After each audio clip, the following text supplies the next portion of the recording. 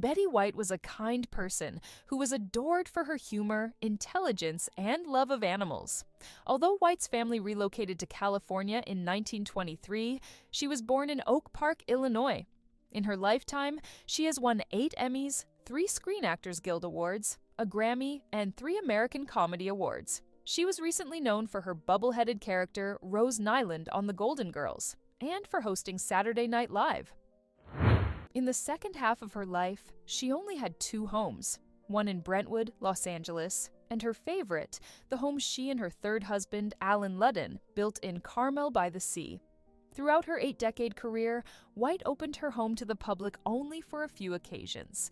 All amazing images and videos of the actress at home are the result of extensive research into the archives. Thus, we have delved into her home chronicles to bring you the part of her life. You will get a behind-the-scenes look and discover the rare vintage photos, where she shows her real passion for pets. Last but not least, we will uncover the romantic story between Betty and Ludden, leading them to their first marital home. When Betty White passed away on New Year's Eve of 2021, 2 weeks before her 100th birthday, fans throughout the world let out a cry.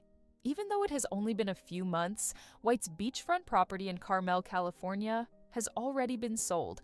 However, we can still honor her by rewatching her amazing films and spending a few minutes gazing inside the cozy home in Carmel-by-the-Sea. Let's have a look. Carmel-by-the-Sea House. White and Allen purchased a piece of beachfront property in Carmel-by-the-Sea, which is about 300 miles north of Los Angeles, since they were keen to get away from the city whenever possible. Back then, it cost them $170,000. After 40 years of ownership, it is evident that the Golden Girls actress thoroughly appreciated the Carmel traditional-style home she and her late husband commissioned in 1981, even though Ludden passed away too soon to see it completed. The 4-bedroom, 5-bathroom home, entirely made of wood and stone, was well-suited to its beachfront location. The 3-story home features glass walls, earthy building materials like the stone fireplace, and light wood walls and ceilings that showcase the couple's love of nature while maintaining an open, light, and airy space. Its relaxed architecture and abundance of rear windows gave several of its rooms a clear view of the ocean. It overlooks the Pacific Ocean, Point Lobos Nature Reserve, Ribera Beach, and Monastery Beach. The town of Carmel, often called Carmel-by-the-Sea, is situated between Monterey and Big Sur, 2 other well-known coastal communities approximately 120 miles south of San Francisco.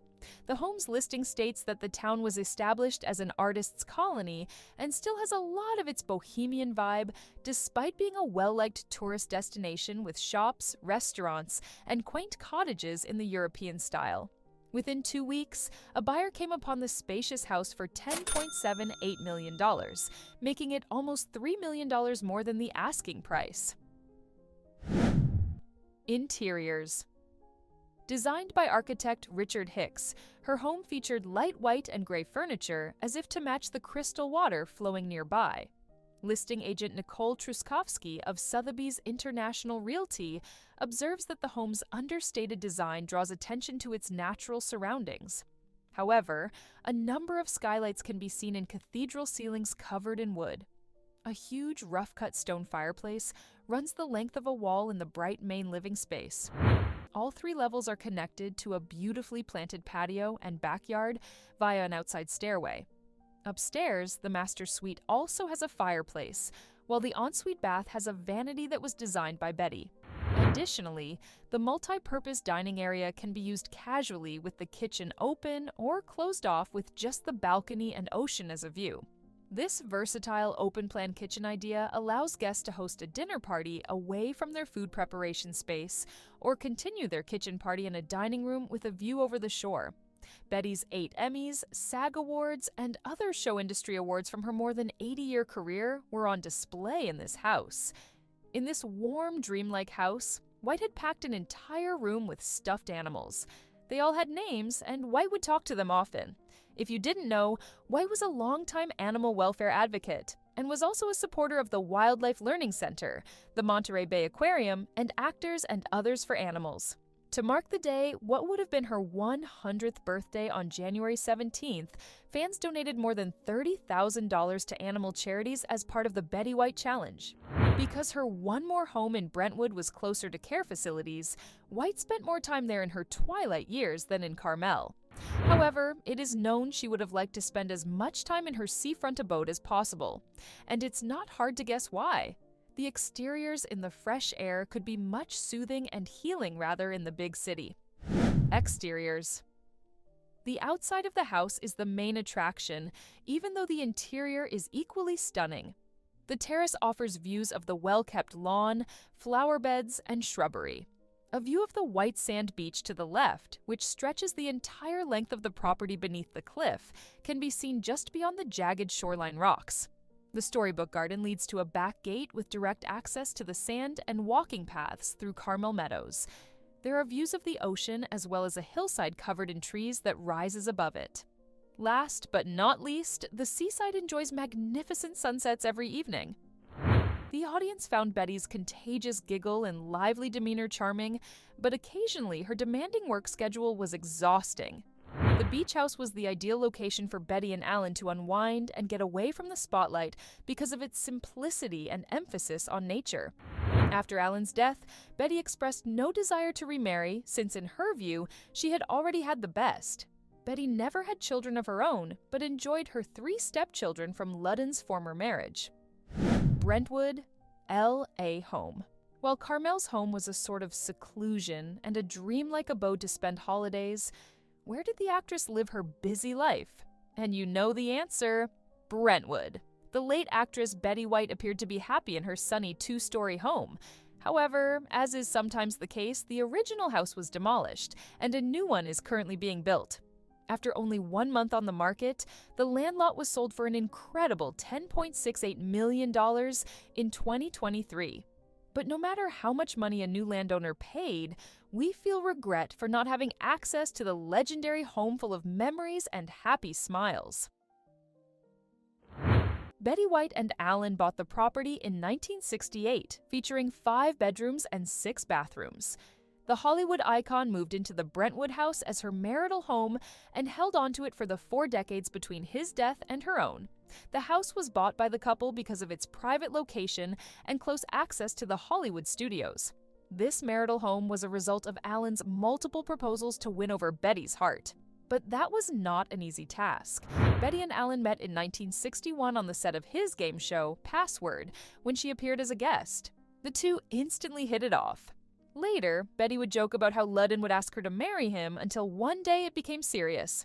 For a year and a half, White turned down his offer. Eventually, Ludden purchased a diamond ring, but Betty hesitated to accept it. Until she did, he wore the band on a chain. It was 1963, Easter, when she was charmed over by Alan's romantic and joyful present, a white plush rabbit. And in its ears were gold leaves with ruby, diamond, and sapphire earrings. The two eventually got married later that year. Betty reportedly loved the view of the yard, which has a swimming pool, old-growth trees, and flower-filled garden beds, enjoying all the grandeur from the sunroom of the Love Nestle. She was a nature person, and as she once revealed, "I was planning to be a conservationist." Right after high school graduation, young Betty initially wanted to become a forest ranger because of her love for animals, but that wasn't a viable career path for women at the time. Nevertheless, she never gave up her efforts to protect the environment, and in 2010, the U.S. Forest Service made White an honorary ranger. The couple was often joined for charades games by Gloria and Jimmy Stewart, Dinah Shore, and Burt Reynolds in the guest house, which is part of the large land that also has a 3-car garage. Throughout her life, Betty White was known for her love of animals, particularly dogs. Her Brentwood home, just like the Carmel estate, was no exception, as it was a sanctuary for her beloved furry friends.